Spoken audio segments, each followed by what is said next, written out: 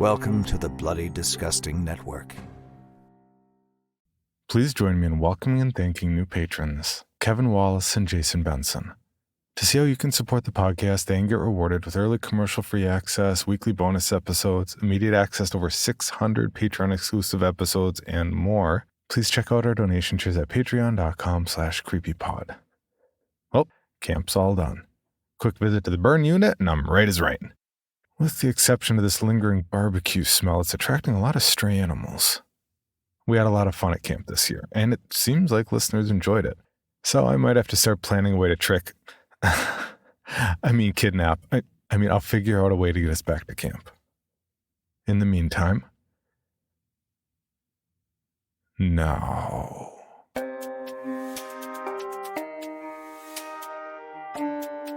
This is Creepy, a podcast dedicated to sharing the most famous, chilling, and disturbing creepypastas and urban legends in the world. Whether these stories truly happened or are simply fabrications is for you to decide. These stories may contain graphic depictions of violence and explicit language. Listener discretion is advised. Creepy presents The Return. Written by J.T. Seat. And so it is said you are haunted? My friend, we are all haunted. Isabella Banks. During the Civil War, federal troops came upon a vacated rebel encampment in Virginia. The Rebs had left little behind except for a rather persuasive calling card. A severed head jammed onto the point of a fence post. 3 letters, S.P.Y., were scribbled on a scrap of paper and tacked beneath the obscenity. It was reminiscent of something from a history book, head stuck on pikes along London Bridge during rebellious times.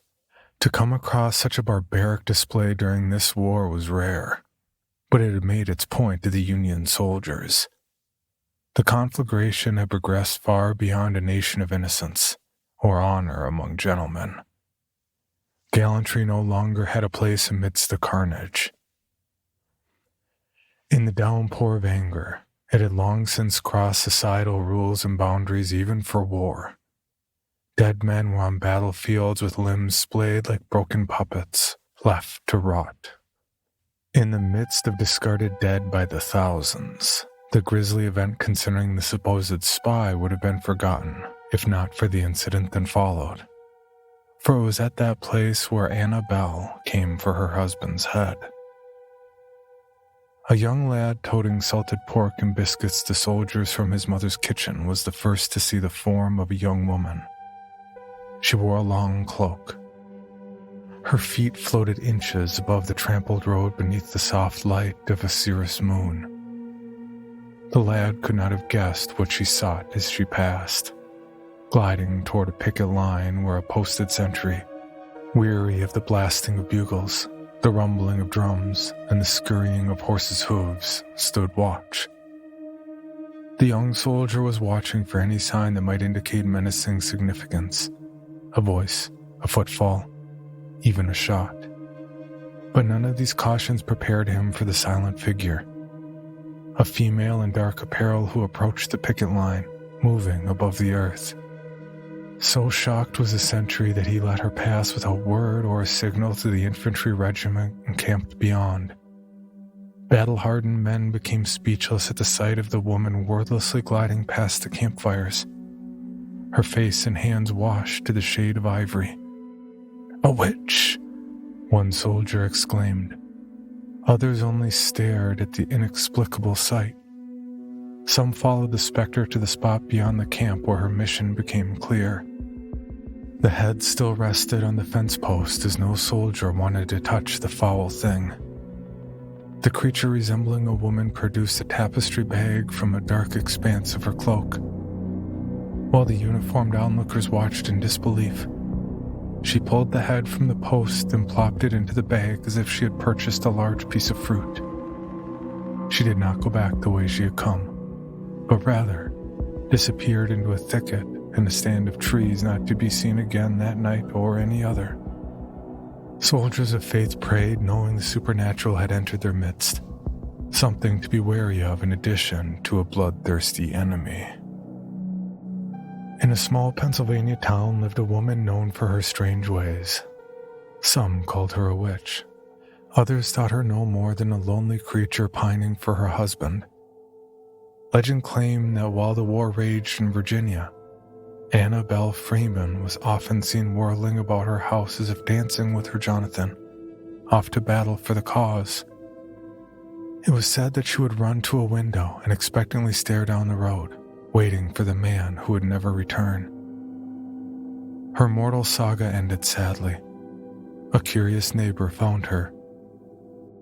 At some point, knowing her beloved Jonathan and she were not to be reunited in a loving embrace, Annabelle swallowed cyanide, or so the story went. But Jonathan had to return to his Pennsylvania home from a battlefield in faraway Virginia in one manner. His decomposing head rested upon the bed next to Annabelle's corpse. This tale had been circulating through the little town of Coventry for almost 150 years before I heard it.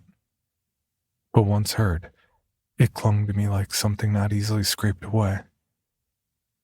Old-timers embellished the tale with each telling, making facts difficult to determine. Yet the story's impact was huge, because I had become the most recent owner of the property on which Jonathan and Annabelle's old house once stood. In small towns, life moves at an uncommonly slow pace. Small-town folks love their lore. Love, hate, scandal, and yes, a good ghost story. They save them up in preserve jars and pick them off the shelves when they need a tale to tell around the dinner table.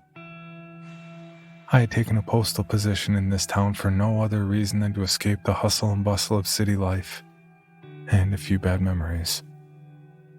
Or so I thought. My presence in Coventry seemed to have re-energized legends. The locals delighted in the retelling of Annabelle's sad demise and the haunting story from an ancient battlefield. As an adult, I was a devil's advocate not given to flights of fancy, a cynic who scoffed at matters concerning the spectral. Alleged manifestations and supposed evidence of the paranormal gave me a chuckle, but the bravado was little more than a thin veneer for a childhood rife with supernatural stories. My older brother would repeat tales of terror, and I would lie awake for hours after. I would sometimes beg my brother to tell me the stories were lies. Sure, just stories, he would answer with a squirrely smirk. Soon after my relocation, I came to the realization that certain aspects of existence were not orderly, nor easily explainable. Things that simply didn't align themselves with common sense. I began to hear sounds at night, in the dark. Haunting sounds. Were they merely the howling of the wind through tree branches or something more? The moaning of restless souls, perhaps. Those unfortunates with unfinished business that kept their presence anchored to earth. When we come upon something that requires revision to our concept of what is possible, something too frightening to handle, we do our best to pretend our eyes are merely playing tricks. The mind can deceive and exaggerate. Such was my case as things began to happen. I could not reconcile a sense of the supernatural beginnings to surround me with rational thought. I told myself my observations were nothing more than a nonsensical reaction to the fanciful Civil War story of Annabelle and Jonathan's head, and could do nothing more harmful than scare the bejesus out of me. Still, when it came to Annabelle, my mind fell into an apprehensive morass. I first saw her just before twilight as fog came softly like a serpent, encircling tree trunks and shrubbery. As if rising from the gloom, she stood near a gate that separates my property from the street. "Oh God!" escaped my lips in a half-whispered expression of both fear and awe. It's her. her. The sound of my voice unnerved me, for I had never been one to talk to myself. The eerie tales left no doubt in my mind as to who she was. Something that should not be, but was. The vision injected me with a foreboding chill as I observed her from my tiny living room window. Rigid and motionless, she stared at the house, the slight cant of her head at a slight tilt like a woman lost in thought. She was too far away to discern details. I couldn't distinguish her age, other than the fact that she was a relatively young woman, one who had not lived long enough to become old and gray-haired. She wore a dark cloak placed over her shoulders, covering all else. And there was something more. She carried a large tapestry bag, large enough to hold. How often have we all wished for proof of an afterlife, a sign of continuance after death? The trouble with finding a crack in the rational world is that you never know what might crawl through it. Was I picking up on real danger, or had I merely been traumatized? Was she a witch with the power to cast a spell over me, or perhaps a spirit hovering in this world, delaying eternal rest? Either way, her presence required investigation. I took it upon myself to research the property's history in the county's Hall of Records. I found an obituary for Annabelle.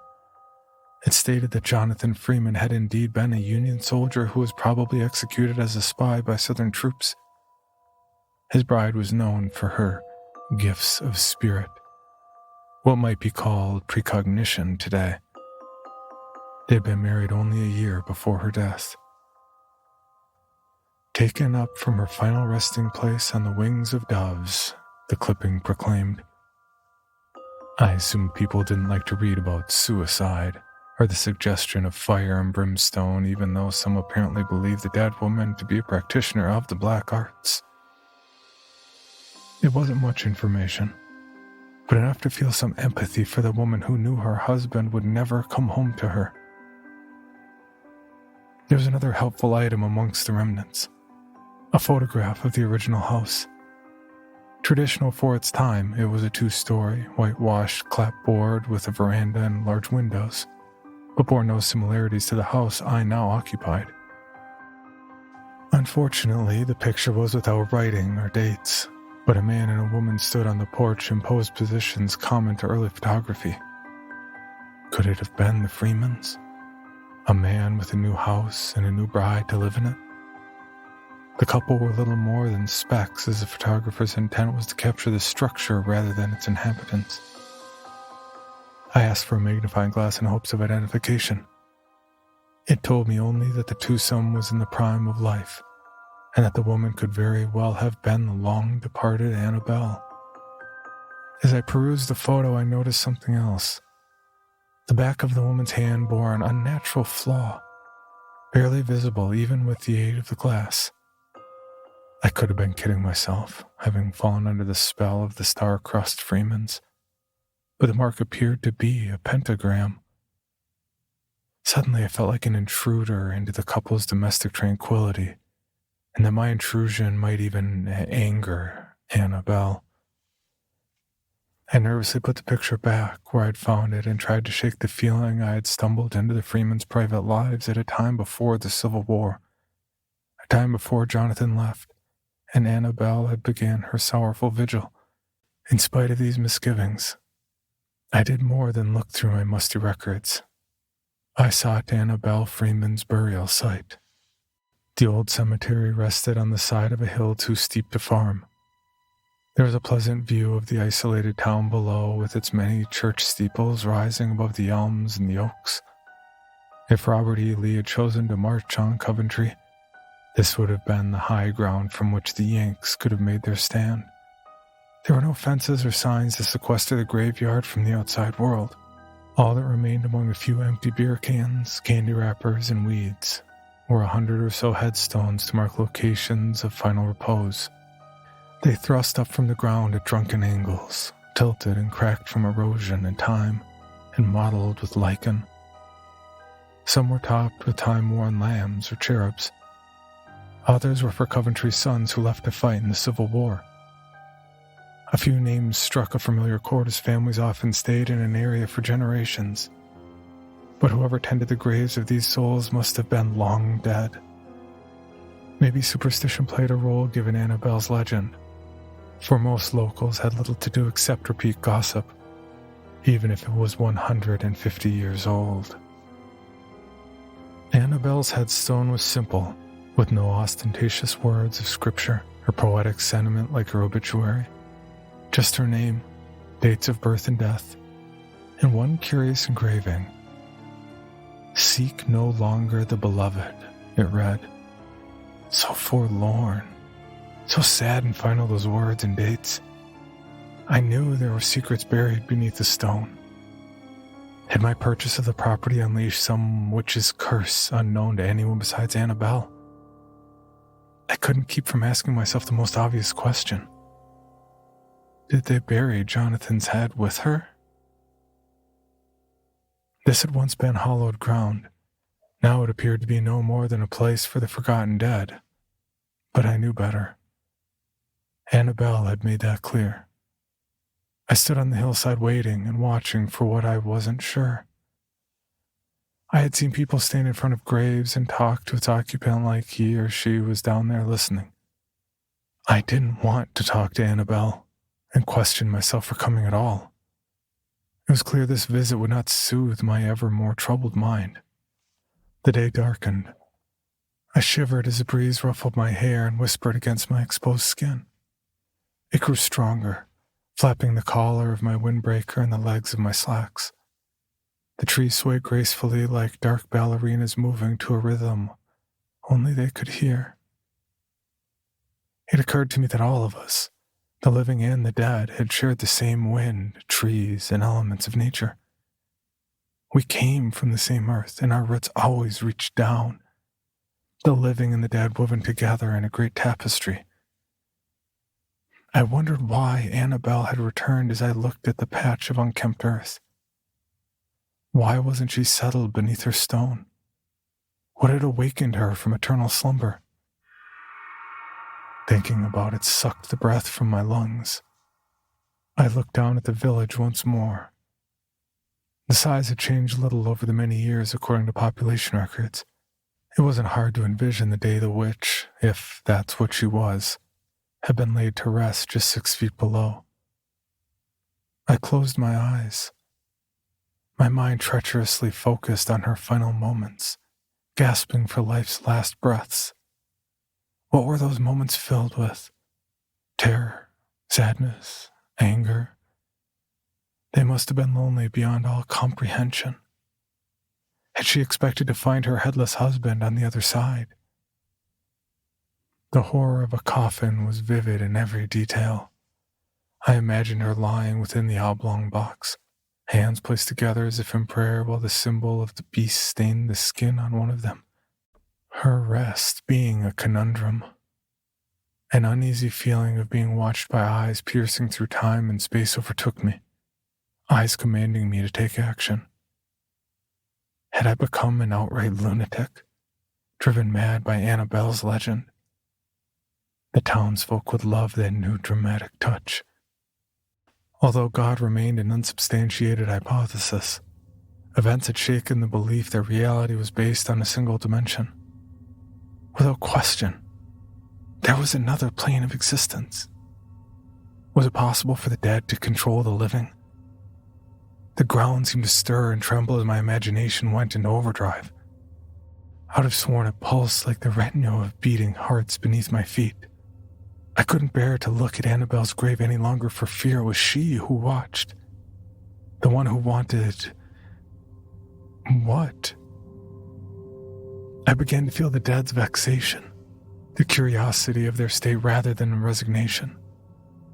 Troubled spirits were not at rest. Things existed that were both dreadful and sorrowful. Could they sense an interloper? Could they wonder what I was up to? An old quote came to mind. The dead pull the living down, down into the cold, down into the hole. It was all too grim. I had to move before I became rooted to the ground with a fearful weight.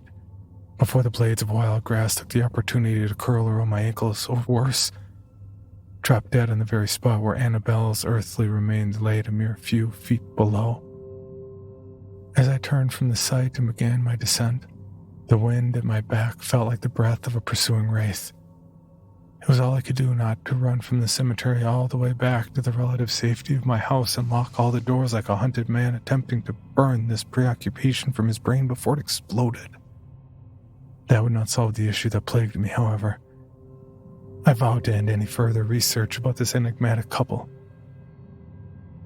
I squatted on the land once belonging to Jonathan and Annabelle Freeman, two people who had entered into local folklore, and that should be that. But that was not the end of the matter.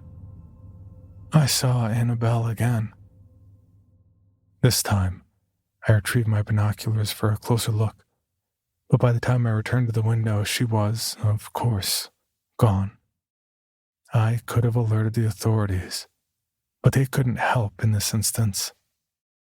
I even considered consulting a local shrink, but knew what his interpretation of my experience would be and how news of my visit would spread like wildfire. The new postmaster, gone loony over legend. I wondered if anyone in neighboring houses might have seen Annabelle, someone who might at least reveal that my phantasm was not just a personal assault. Again, I demurred, convinced she was meant for my eyes only. With each sighting, the figure edged ever closer up the drive that leads to my house. The third time she appeared, I decided to confront the trespasser. I opened my front door, bounded down my steps, and trotted towards the solemn figure. I looked away for just a moment,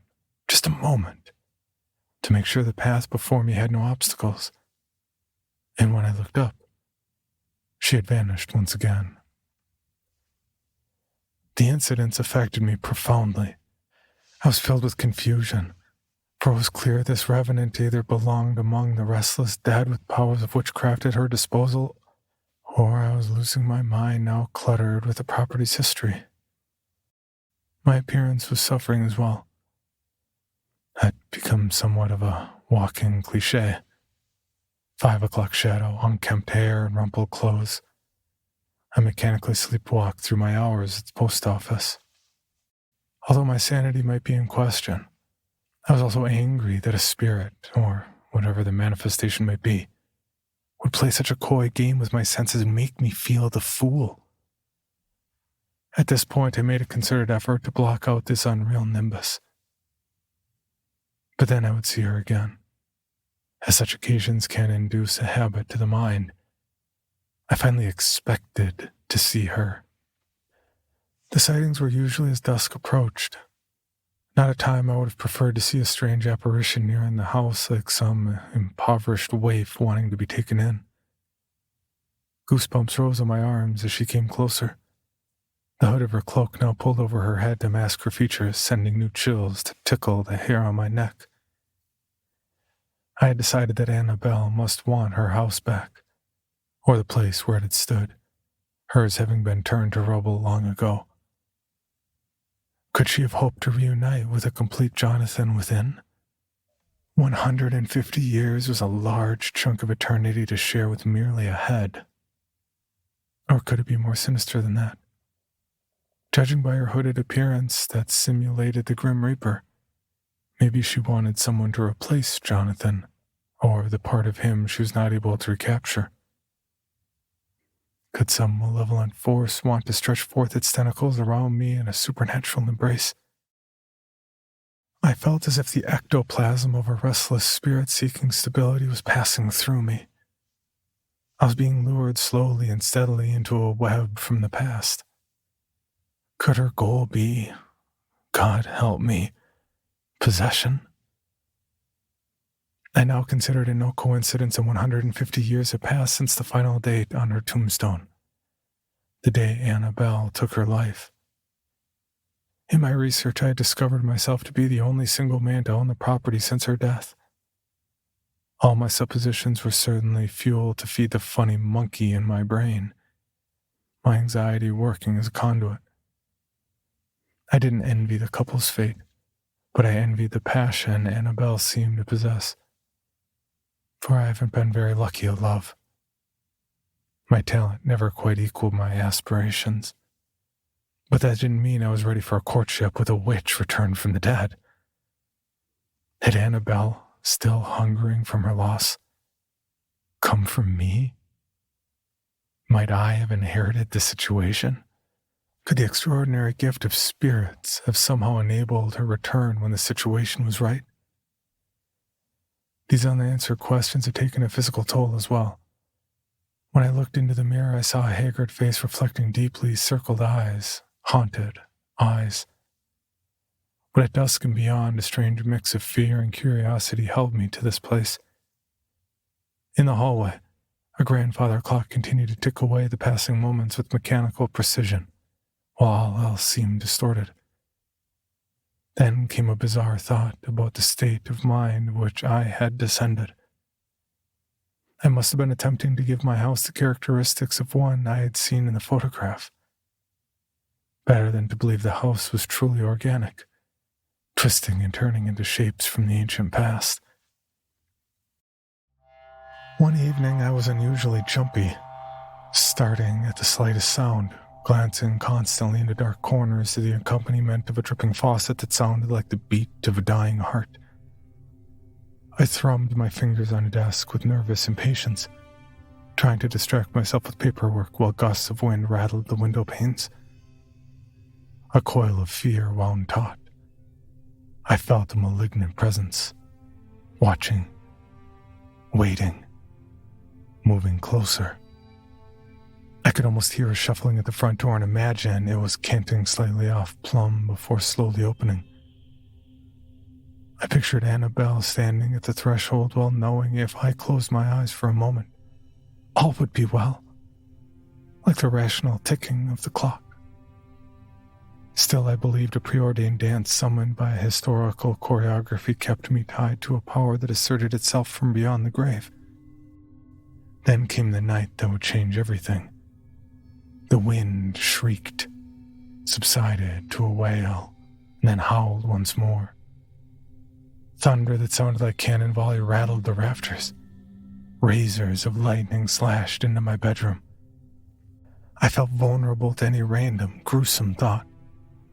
I didn't dare look out for fear of sighting something standing in the yard beside the shrubs, something near the house, or even peering in. Bony fingers striking the window glass. The patter of raindrops spattering against the roof that might have lulled me to sleep failed to follow. Only deathly silence could have heightened my tension. I crawled into the covers and eventually succumbed to lateness of the hour. In a dream, Annabelle stood over me. Cold lips brushed against my cheek and forehead. I gasped and opened my eyes, weak with dread. I was alone in a room that was as cold as the touch had been. A certainty occurred to me in the whispers of the night. Annabelle was about to take dramatic action. For during my most recent sighting, she was at the porch steps in possession of not only the cloth bag, but something else as well. Something very sharp. The clawed hand bearing the devil's mark with fingernails as sharp as knives. My fear was no longer abstract. It now had weight and substance. My life seemed at the edge of a precipice.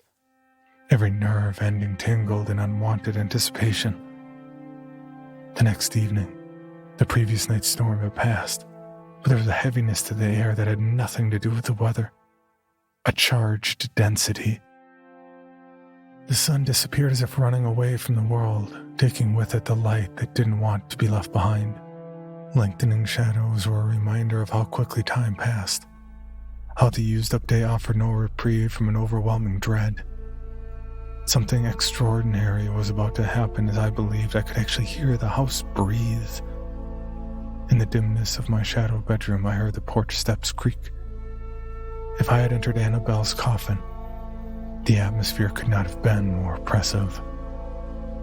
I was becoming a puppet in my own home with a witch pulling the strings. Yes, I now believed that the woman had been just that. A creature surviving through the ages, existing above the earth as well as below it. What was I to do but lay still in the gloom, listening and hoping the horror would pass while my heart thudded behind the wall of my chest? Could I ever sleep again without taking action, before something tore loose inside me that could never be repaired? I had developed the kind of fear you feel when a voice inside you whispers that evil is not only real, but nothing can save you from it. I had become like an addict who fears dreams and reality, a slave to my perceptions. My trusty clock stopped ticking so abruptly that its silence sliced through the room like a scythe. I was irretrievably slipping into the abyss. The fabric of my life was tearing apart like rotted silk, and I seemed powerless to stop it.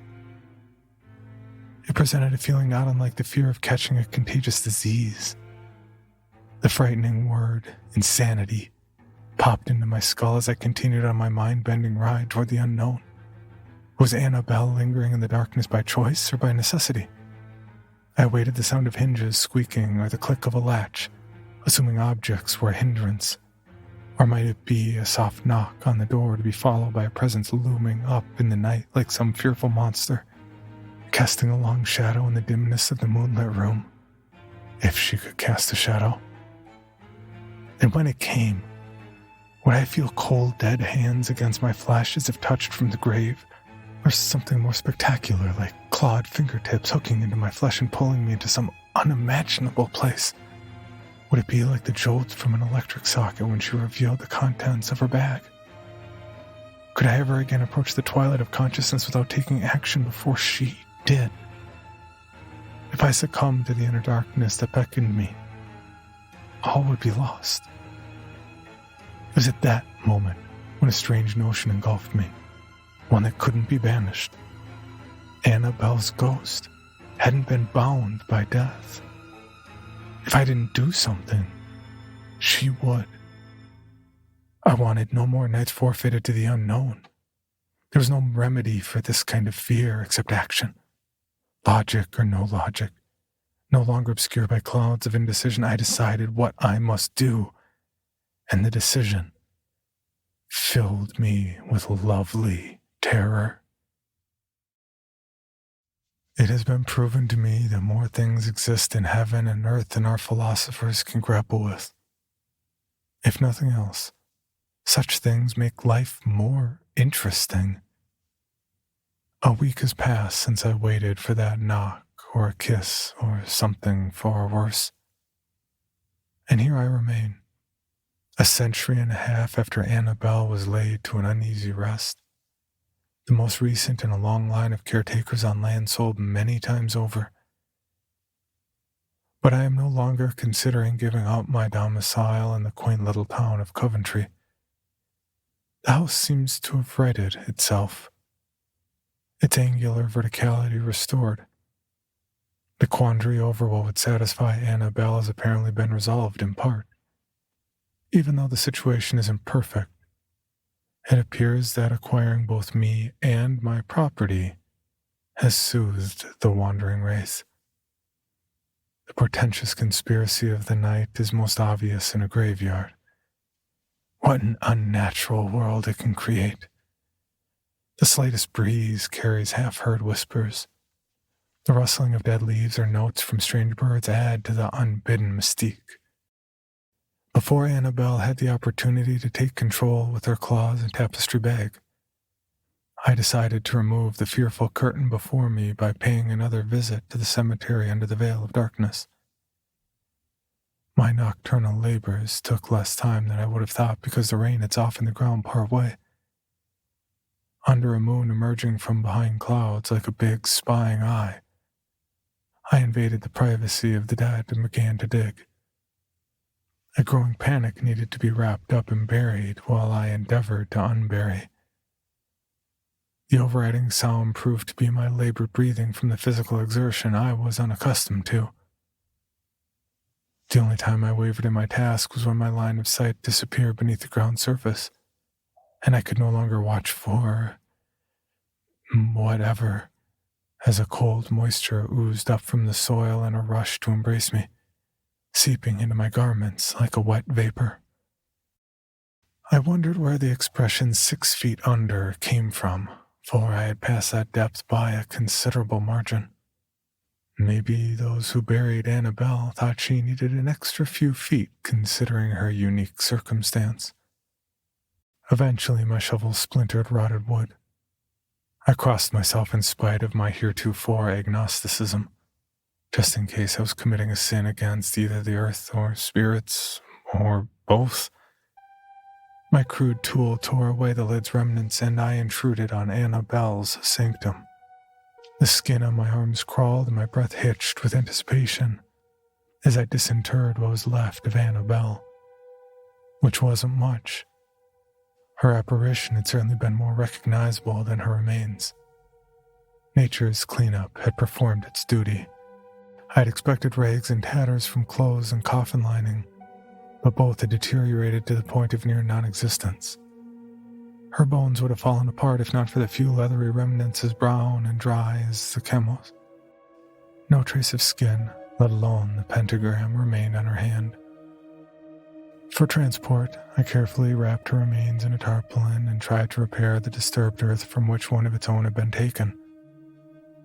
The hardest part had been the return trip with Annabelle's remains bumping around on the back seat of my car. In the gray ghost of the approaching dawn, I couldn't bear to look in the rearview mirror due to the lingering fear that she might toss aside the canvas shroud and attempt to physically complete whatever her ghostly mission might have been. I had seen it happen in too many movies. But all is now calm. With my help, Annabelle has journeyed beyond death's veil and into my living room, earthbound again in body of sorts. It's not as if she can have the joy of life, but she can at least sit near a window and survey the land she and Jonathan shared. I found there can be a strange beauty in death. With a little ingenuity, using wire and superglue, she hangs together pretty well. I found her address at Goodwill for modesty's sake. Now I can talk to her every day about this, that, and the other. It's something for her at least, having the company of a man who is in one piece. Could she be grieving still, or do all 150-year-old corpses possess the same mournful, downcast countenance? I whistle a tune now and then, thinking Annabelle might appreciate music. Once, while in another room, I thought I heard her bones clacking around as if dancing. I ran in expecting to see the dress whirling about, but she was back at the window, Jonathan's head still securely in her lap. Ah yes, Jonathan's head. It had been buried with her in a metal box, leaving it in somewhat better condition than she. It still had its hair and teeth in place.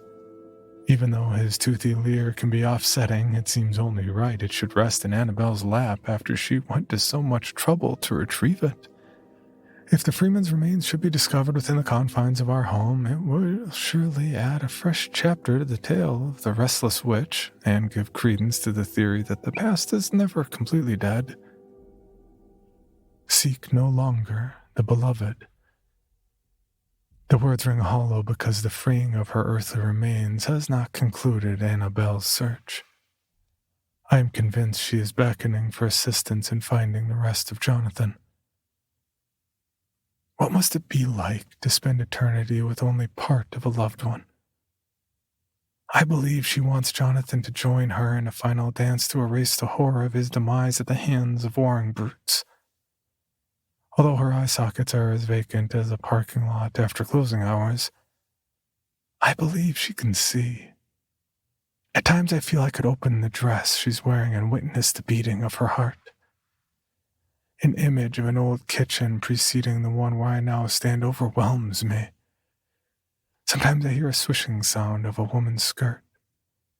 It must be Annabelle moving around in a bell-shaped dress animated by whatever power lies behind death and the grave. The smell of bacon frying and chicory coffee brewing fills my nostrils. She's preparing breakfast for... Accompanying these sounds and smells, I hear the sweet humming of some old melody touched with melancholy. The sounds and aromas vanish as nearly as soon as they arrive. But now that I have permitted her access to the house, I anticipate continuing incidents until our destinies become clear. One more thing. Something I wasn't comfortable about mentioning until now. The man in the old photograph found in the Hall of Records bears a striking resemblance to yours truly. And in the event Annabelle was truly a witch, I have drawn a pentagram on the floor in front of the chair where she keeps vigil, so she can conjure if she chooses. The clock still ticks away slices of time. But real time only matters to flesh and blood. Eventually, I will be informed how this reunion is to play out. I will hear the voice that went silent so long ago because I believe Annabelle's cadaver is very nearly ready to speak to me. For your bonus episode, Creepy presents Designation Baffin, written by No One of Consequence and narrated by Rissa Montanez. The story I'm about to tell you is classified. Technically, I should kill you when this is done. But don't worry, I'm not going to do that. However, I am going to modify certain aspects of this story for security reasons. I will be omitting any names, locations, and the date. The sensitive nature of this event is critical to a number of government agencies, so I can't even divulge the decade this took place. In lieu of my name, I will give you a call sign. Call me Reaper. My term of service in the armed forces spanned 20 years. During that time, I engaged in several armed conflicts, some of which are still not public knowledge, and probably never will be. While one of these conflicts were taking place, I was stationed on an aircraft carrier. My mission was to provide support for ground assets infiltrating an enemy base. Their mission was to enter enemy territory, secure the designated building, extract valuable personnel, and then destroy the enemy headquarters. No, this isn't a SEAL team story. I was a pilot. After launching from the carrier, my squadron of 4 jets were flying toward a large cluster of clouds. In order not to be spotted, we skirted the top of those clouds. But that turned out to be our downfall. We couldn't be seen from below, but we couldn't see what was hiding in those clouds. Radar didn't indicate there were enemy aircraft within our vicinity, but what we encountered didn't show up on radar. Before we knew we were engaged, 2 aircraft were already down.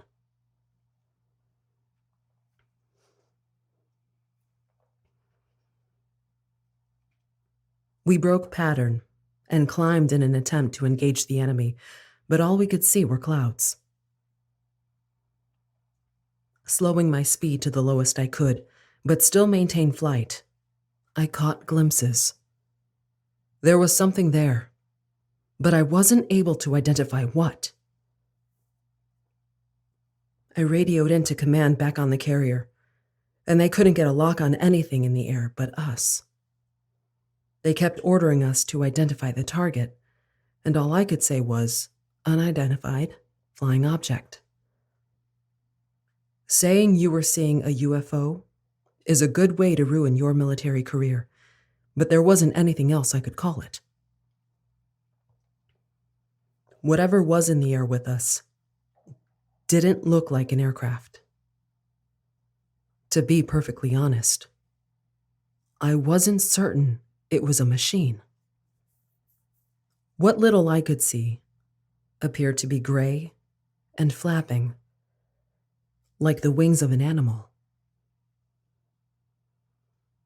I lost sight of it and called out to the other jet, but they never heard my useless warning. Something shot out of the clouds at incredible speed and slammed into the other jet right in front of me.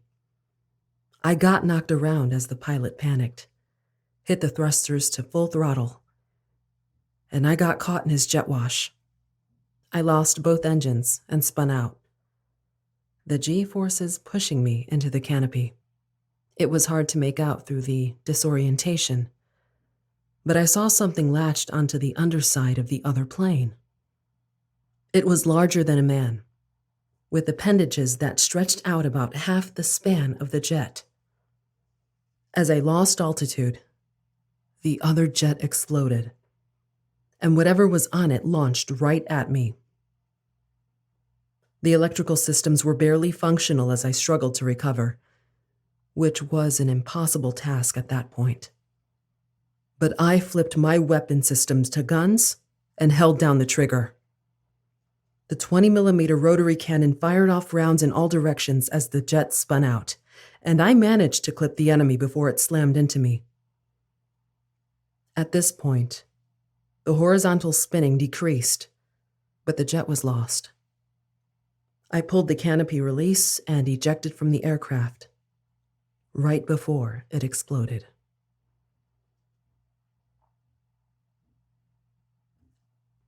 As I descended, I saw a small island and used the pull cords in my parachute to get me as close to it as possible. It was covered in the typical tropical island green, but it had a nice big beach surrounding it. I was too far away to land safely on the beach, but I wasn't going to have to swim a mile to get to it either. The water was cold, but the waves, thankfully, were small. I was swimming with the current, but my flotation harness made sure I stayed above water. While I was making my way to the beach, I recall playing it over and over in my mind. The spin-out was so intense that it alone made me question whether I'd ever get back in a plane ever again. But I was trying to focus on what took us out. When it launched itself at me, it looked like the thing glided on pale gray wings.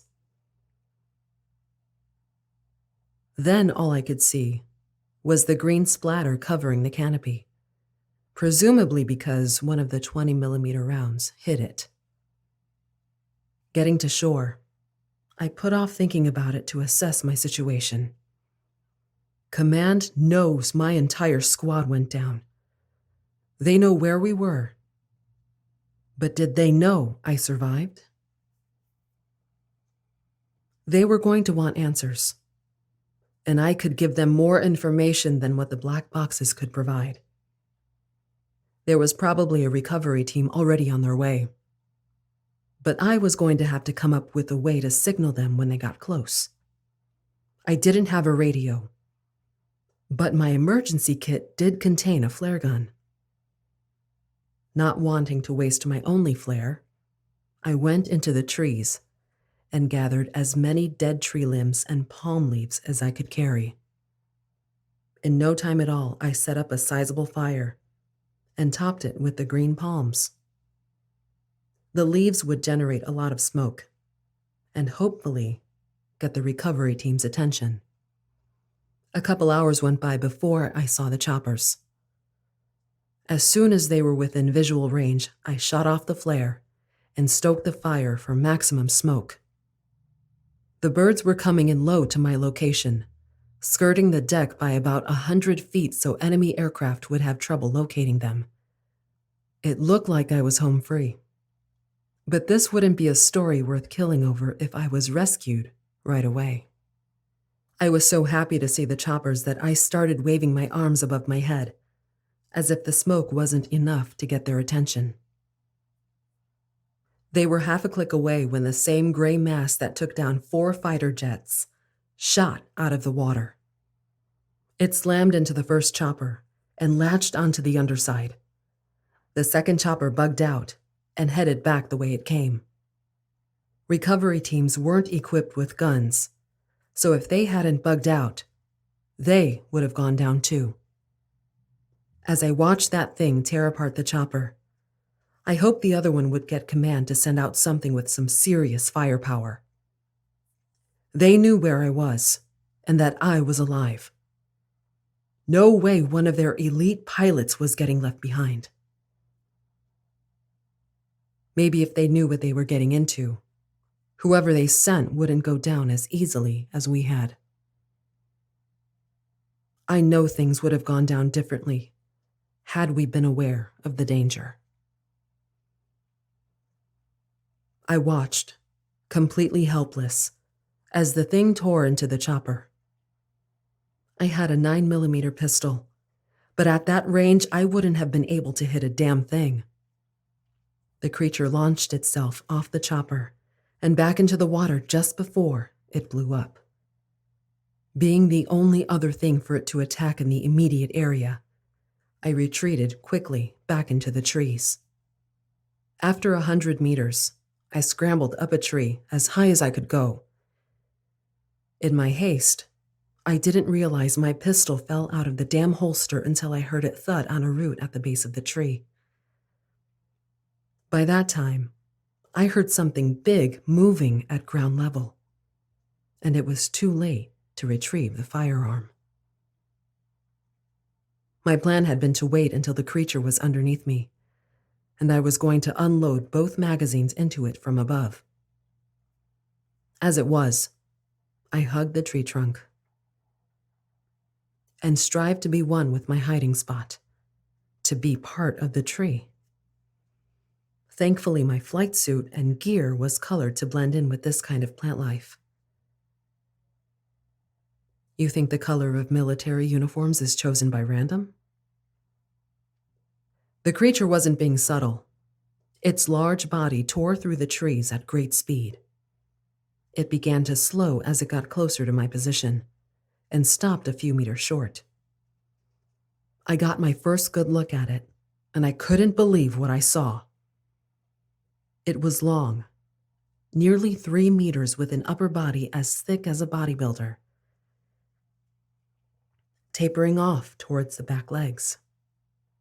Its wings bend about halfway down, like an elbow joint, and the fleshy part that catches the wind folded in against the body. When not in flight, the top frame of the wings act as arms, coming to a point with no fingers or any sort of digits to indicate a hand. The light gray skin looks smooth, reminding me of a dolphin. As far as the head, the shape reminded me of the front end of a cargo plane. It had a row of eyes that go from the middle all the way to the side.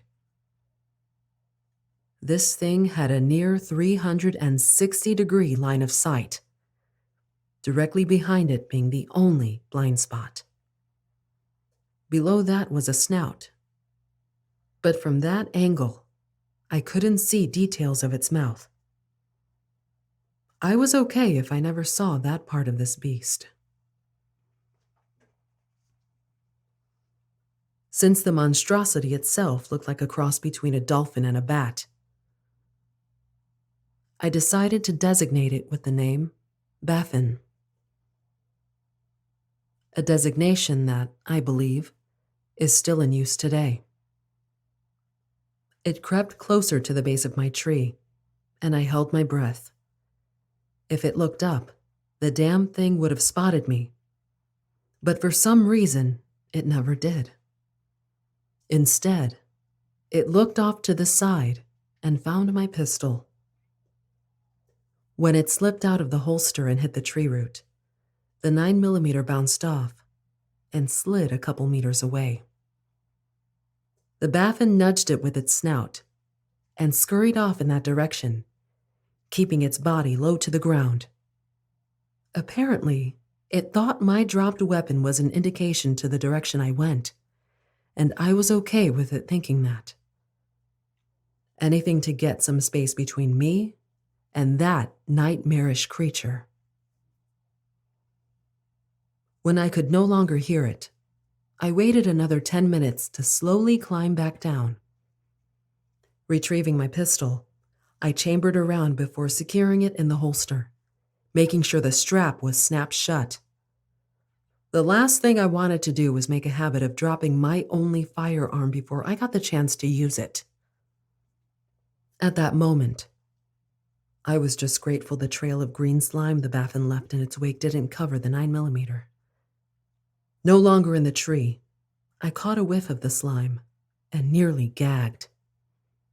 It was sweet, like honeysuckle, but had a distinct undertone that every aviator in the world knows by heart. Jet fuel. I hadn't caught a visual of the Baffin's underside, but I did find it odd that it would leave a slime trail. Recalling its position over my pistol before taking off, I realized that the trail wasn't coming from the underside, but just to the right. With the wings folded against the body, I didn't get to see the damage done by one of the 20mm rotary cannon rounds. The trail wasn't slime. It was blood. Knowing that anything that bleeds can be killed, I began to hash out a plan. Even wounded, the Baffin was able to launch itself out of the water and rip apart a chopper 100 feet above the waterline. It was an avian creature, but I didn't think it could fly in its condition. Still, with as big as it was, the thing could move quickly on land, even if it did make a considerable racket. I gathered some of the blood on a large leaf and took it back to the fire I made on the beach. I needed to test out a theory.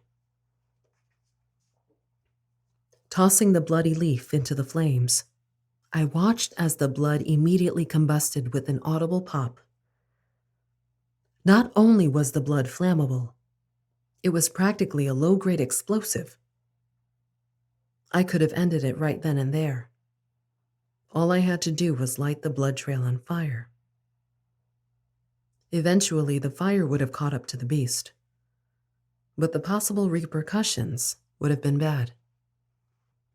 For instance, the blood trail could have caught the entire island on fire. I kept hearing the Baffin running around, so it was covering a lot of ground. That thing was bound and determined to find me. Probably since I grounded it by shooting its wing. As a flyboy, I knew the devastation of being grounded. And anyone with jet fuel in their veins would be out for blood. As the Baffin continued to tear through the trees looking for me, I kept sneaking in from the beach for more dead tree limbs and leaves. Twice, it came close to where I was working, but it never came out onto the beach. Several times, it screamed out this roar of frustration, a sound straight out of a science fiction horror movie whenever it reached the end of the island. After an hour, I made several campfires on the beach in a hexagonal pattern, leaving about 2 meters between each fire. At the center of the fires, my flight suit stuffed with leaves was propped up with a pole I made from a dead branch. I was making my stand in nothing but my shorts, undershirt, and boots. Not ideal, but at least no one was around to watch. Maybe if Hollywood gets a hold of this story and makes a movie out of it, they can make it sexier.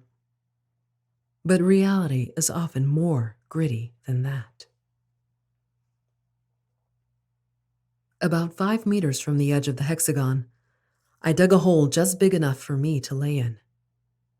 Using the emergency chute from my parachute, I laid it over the hole and covered it with enough sand to blend in with the rest of the beach. Once inside the hole, I covered up and I let out the loudest, most primal war cry I could manage.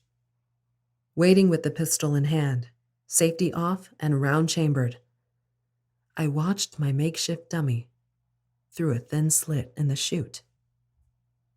I knew I'd hear it long before I saw it, but I needed visual confirmation before engaging.